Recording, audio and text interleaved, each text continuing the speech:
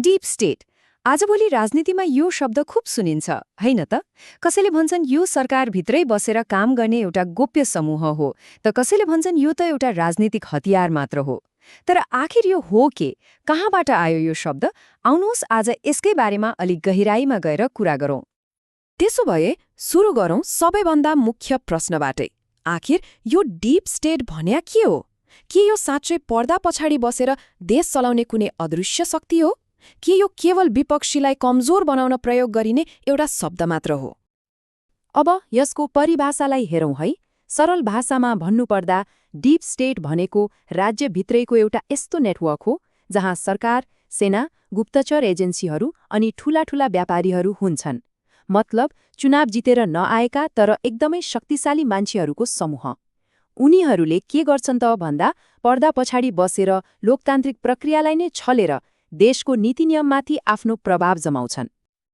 अब कसैलाई लाग्न सक्छ कि यो कुनै नयाँ कुरा हो, तर त्यसो होइन। यो अवधारणाको जरा त इतिहासमा निकै गहिरो छ।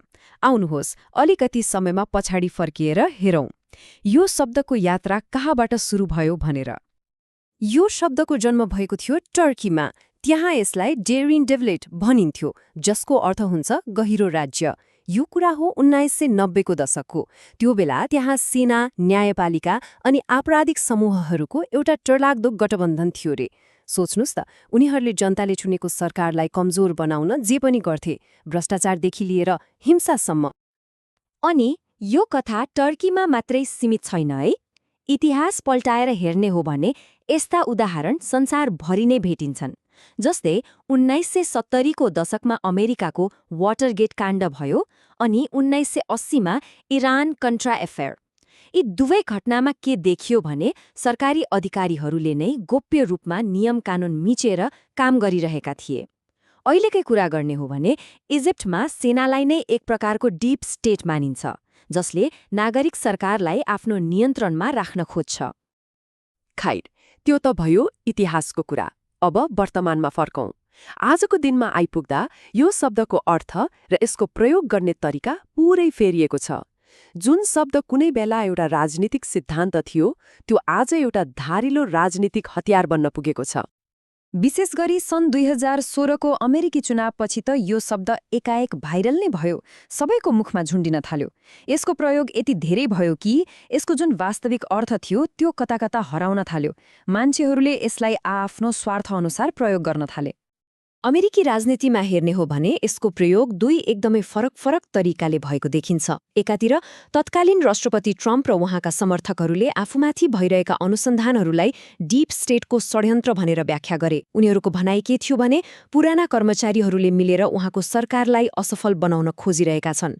अर्कोतिर वामपन्थी धारका मानिसहरूले चाहिँ यसलाई अलि फरक ढङ्गले प्रयोग गरे। उनीहरूका अनुसार डीप स्टेट भनेको सेना, वाल स्ट्रिट र गुप्तचर निकायहरूको गठबन्धन हो, जसले समाज र अर्थतन्त्रमा सुधार ल्याउने कुनै पनि नीतिलाई अघि बढ्न दिँदैन। हो, यिनै कुराहरूले हामीलाई सबैभन्दा महत्त्वपूर्ण प्रश्नमा ल्याइपुर्याउँछ के डीप स्टेट भन्ने कुरा साँच्चै हुन्छ? यो एउटा वास्तविक शक्ति हो कि यो केवल आफ्ना विरोधीलाई बदनाम गर्न बनाइएको एउटा षड्यन्त्रको कथा मात्र हो? अब यसमा पनि दुईवटा तर्क छन्। एकाथरी विश्लेषकहरू के भन्छन् भने हो, सरकारभित्र यस्तो शक्ति हुन्छ। यो कुनै षड्यन्त्र होइन, बरु वर्षौंदेखि काम गरिरहेका कर्मचारी तन्त्रको आफ्नै स्वार्थ र परिवर्तनलाई रोक्ने प्रवृत्तिको परिणाम हो। तर अर्कोतर्फ आलोचकहरू भन्छन् कि यो शब्दको एकदमै दुरुपयोग भइरहेको छ।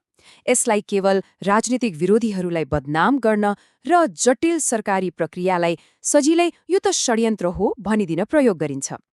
जब यो शब्दलाई राजनीतिक हतियारको रूपमा प्रयोग गरिन्छ, यसका खतराहरू पनि छन्। पहिलो कुरा त यसले कुनै पनि जटिल राजनीतिक घटनालाई एउटा सरल षड्यन्त्रको कथामा बदलिदिन्छ। तर सबैभन्दा ठूलो खतरा के हो भने यसले लोकतन्त्रको जग नै हल्लाइदिन्छ। मतलब जनताको आफ्नै संस्थाहरू, आफ्नै प्रतिनिधिहरूप्रतिको विश्वास कम हुँदै जान्छ। अनि जब विश्वास नै रहँदैन, समाजमा शङ्का र विभाजन बाहेक केही बाँकी रहँदैन। त्यसो भए यति सबै कुरा गरिसकेपछि निष्कर्षमा के भन्न सकिन्छ त? डीप स्टेटको कथाको दुईवटा पाटा रहेछन्। एउटा हो यसको ऐतिहासिक वास्तविकता र अर्को हो यसको आधुनिक राजनीतिक हतियारको रूप। भन्नुको मतलब शब्द एउटै हो तर यसका अर्थ दुईवटा छन्। पहिलो, ऐतिहासिक अवधारणाको रूपमा, जस्तै टर्की वा इजिप्टमा देखियो, जहाँ चुनावबाट नआएका शक्तिशाली संस्थाहरूले लोकतान्त्रिक प्रक्रियाभन्दा बाहिर गएर काम गर्छन्। अनि दोस्रो, राजनीतिक हतियारको रूपमा, जहाँ आधुनिक राजनीतिमा यसलाई केवल विपक्षीलाई एउटा गोप्य षड्यन्त्रकारी समूहको रूपमा देखाउन प्रयोग गरिन्छ। अन्तमा एउटा निकै महत्त्वपूर्ण भनाइ छ जसले यो सबै कुरालाई राम्ररी समेट्छ। डीप स्टेटलाई बुझ्नको लागि यसलाई एउटा सिद्धान्तको रूपमा मात्र हेरेर हुँदैन, बरु एउटा राजनीतिक र सामाजिक अवधारणाको रूपमा हेर्नुपर्छ।